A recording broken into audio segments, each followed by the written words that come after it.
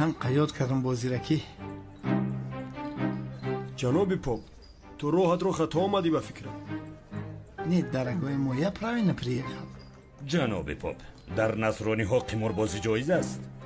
سین مای در یه هفته بر جایز است. بکش. علیدین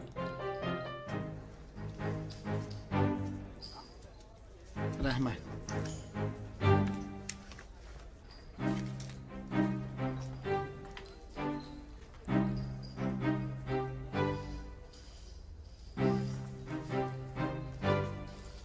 مدام جو کلان شدگیم.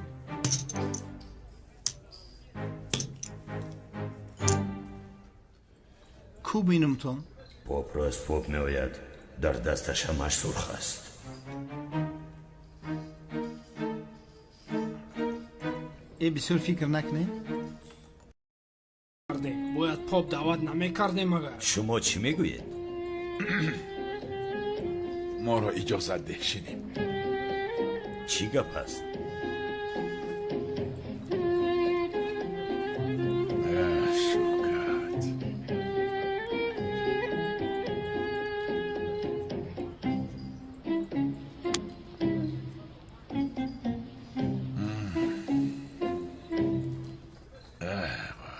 خودش چی گپ؟ یکی دومولا یکی پاپ. انا به شما دنیا همه فریبگر بوده است. خیر بیا برادر، تو قطعه ها رو تقسیم کن، دیگر اهمیت نده. ای دومولا، شما این کارو نکنید.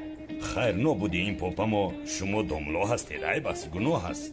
ای بو گناه تنها برای ماست مگر؟ یا خدای مهربانم، برای تو گناه نیست مگر؟ تو چرا بازی میکنی؟ این خیل باشد، گناه از ما گذشت دومولا. تو رو هم مثل این پاپ مخلوق میکنیم. خب کنی بیاده. گودمی کلان پا دلوی گور رسیده سوزرم گناه میکنی. برای در یکان شرشره خود تباش و گناهات پاک میشه. بیاید رفته گناه هایم را تازه کنیم. بخشی شکا من به چند لحظه شما فهموندم من مسلمان شو من از اصل میتیز روم. جناب پاپ گپ رو دراز نمیکنم، کوتاه نخ میکنم. بیاید رویم، بیاید رفته گناه های من را تازه کنیم. اما کی شما حوزی برین از 4 روز دیگه گناه کنین میلش بعد بیا میریم یکون جو میشیم همه گناه تا پاک میکنیم.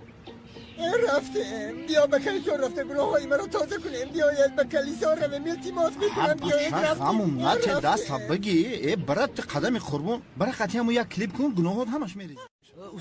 استاد یک سوال سرم رو گران کرد استاد امین خوراک یکم رو در خوراک دوم و خوراک دوم رو در خوراک یکم بخوری آیا جایز است یا نه استاد؟ پسرم چه سوال است؟ تو همین سوال ها میپرسی؟ آدمی عجیب هستی ها؟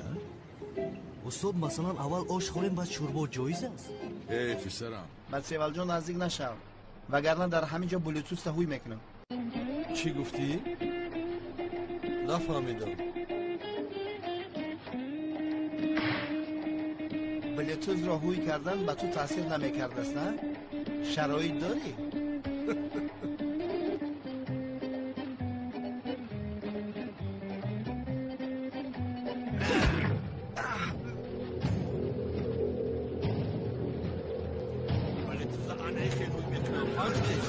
چی کار کردی؟ مگر آدم رو بسر میزنه؟ اینه بین چه بینیم خونوما. چی کار کردی ها؟ اگر خطا نفهم یک چی پرسم؟ سیوال جان به خدا خفام کرد نخواد یک سوال سر سوال پرس. داملازیو با خانم زورو چرا فوتیا کردن؟ لوبوف